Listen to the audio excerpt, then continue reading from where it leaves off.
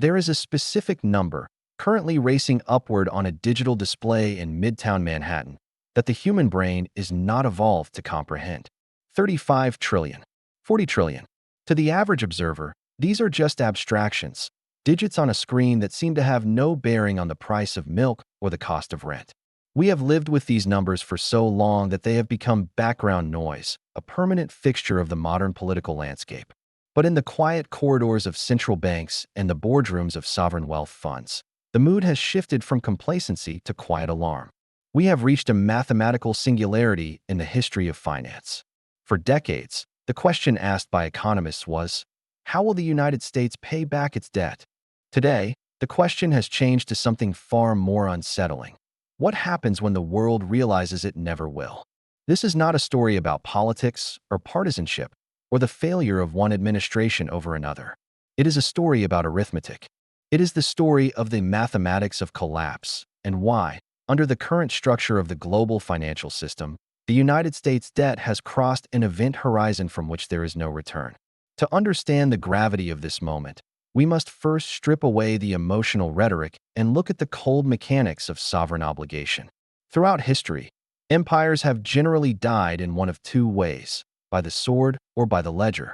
The Roman Empire debased its silver denarius to fund its legions until the coin was practically copper.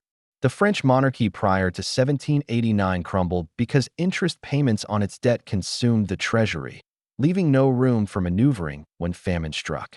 History does not repeat, but it echoes. The United States today holds the exorbitant privilege of issuing the world's reserve currency, a status that has allowed it to defy the laws of economic gravity for decades. But gravity is patient.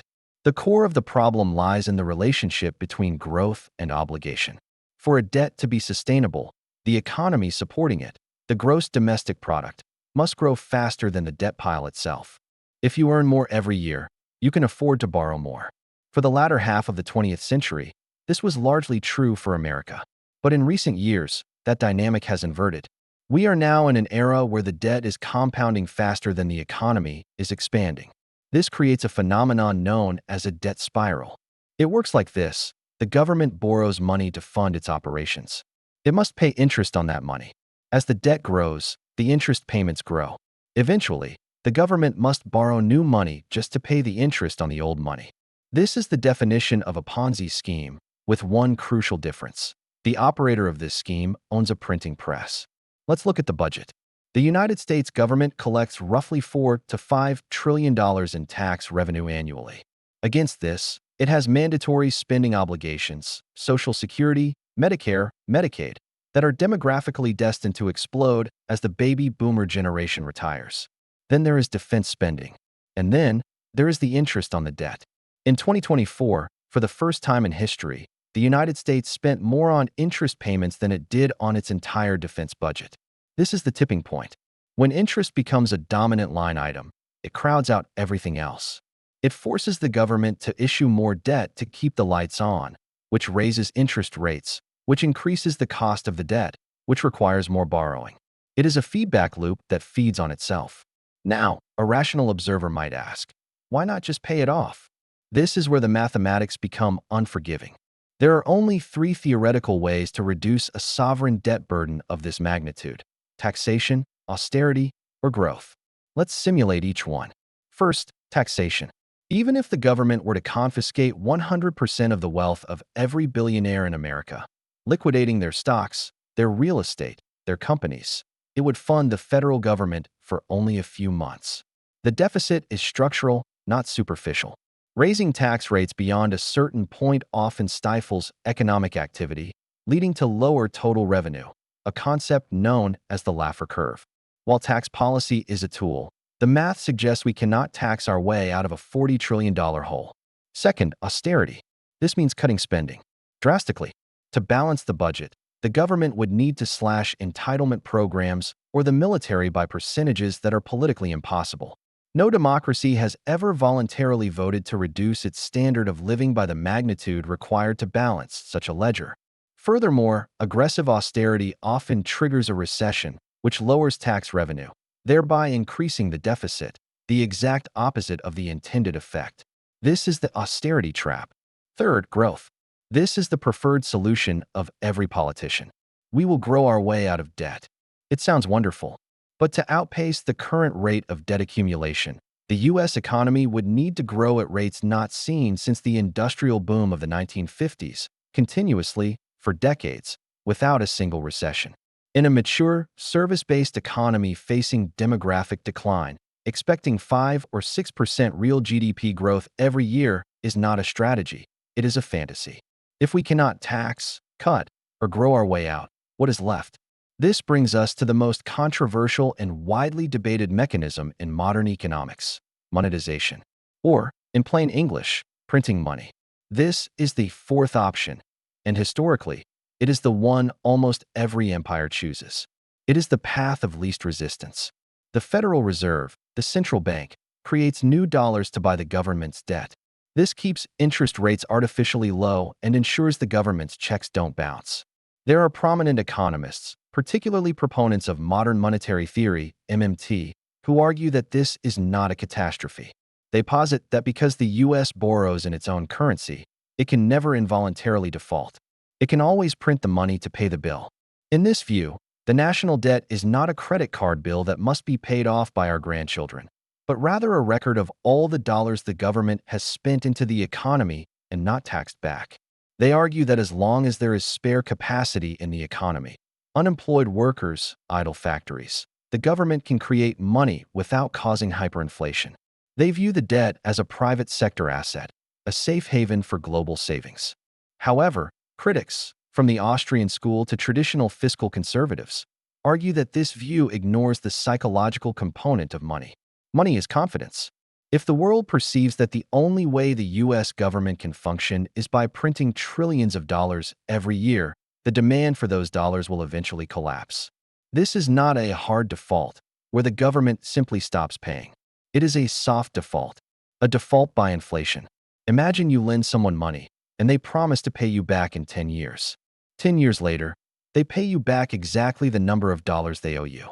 But in the meantime, they have printed so much money that those dollars now buy half as much as they did when you lent them.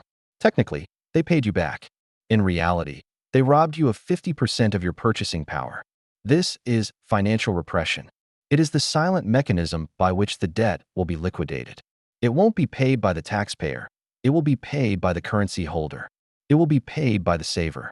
It will be paid by anyone living on a fixed income. This brings us to the bond vigilantes and the global bond market. The bond market is the truth teller of the financial world. When investors believe a government is becoming insolvent, they demand a higher interest rate to hold its debt. We saw this in the UK during the brief tenure of Liz Truss, and we see it periodically in emerging markets. The nightmare scenario for the US is a failed bond auction, a moment when the Treasury offers debt for sale and nobody shows up to buy it at the offered rate. If that happens, the Federal Reserve has to step in as the buyer of last resort. This is called yield curve control. It is the endgame of fiat currency management. It effectively merges the central bank and the government into a single entity dedicated to keeping the system afloat by diluting the currency. We must clarify that this does not necessarily mean a Mad Max-style collapse next Tuesday. The United States has advantages that other nations do not. It has the world's deepest financial markets, the most powerful military, and a dynamic private sector.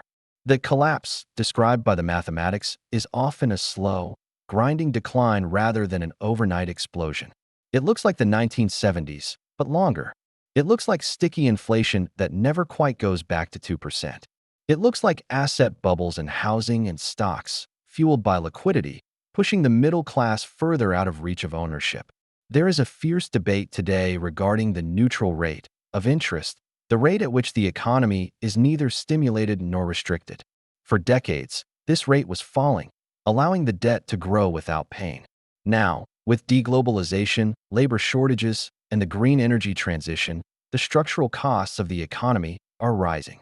If the cost of capital remains high, the interest expense on the debt becomes a mathematically insurmountable wall. So, why does this matter to you? If the debt can never be paid back in real terms, the implications for your personal strategy are profound. The old rulebook of saving cash in a low-interest account is a guaranteed losing strategy in a regime of financial repression. The system is designed to punish cash and reward debt. This is the perverse incentive structure we live in. Those who borrow to buy assets are effectively shorting the currency. They are betting that the dollars they pay back will be worth less than the dollars they borrowed. Those who save are betting on the stability of a measuring stick that is being shortened every year. This analysis is not meant to induce panic. Panic is a reaction to the unknown. Understanding is the antidote. The global financial system is undergoing a transition. We are moving from an era of unipolar American financial dominance to a multipolar world where the exorbitant privilege of the dollar is being challenged. Central banks around the world are buying gold at record paces, signaling a desire to hold an asset that has no counterparty risk, an asset that is not someone else's liability. The mathematics of collapse reveals that the current trajectory is unsustainable. Herbert Stein, a famous economist, once said, "If something cannot go on forever, it will stop." The question is not if the debt expansion will stop, but how. Will it stop through a voluntary restructuring and a return to hard money principles? Or will it stop through a chaotic inflationary reset?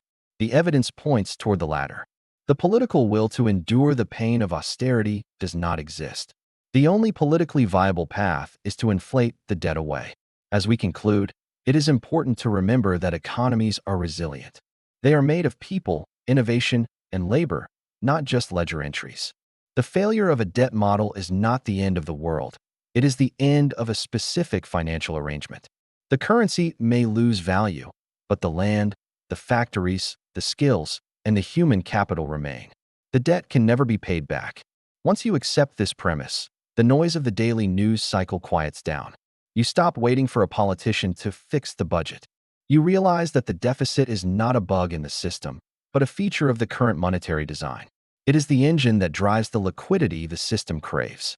Your task is not to fix the system. That is beyond any individual's control. Your task is to insulate yourself from the fallout of its inevitable correction. We are living through a history lesson in real time. The numbers on the debt clock will keep spinning faster and faster until they lose all meaning. But the laws of mathematics do not negotiate. The bill is coming due, but it won't be sent to the Treasury. It will be sent to the dollar itself. And in that transaction, the prepared mind is the only solvency that matters.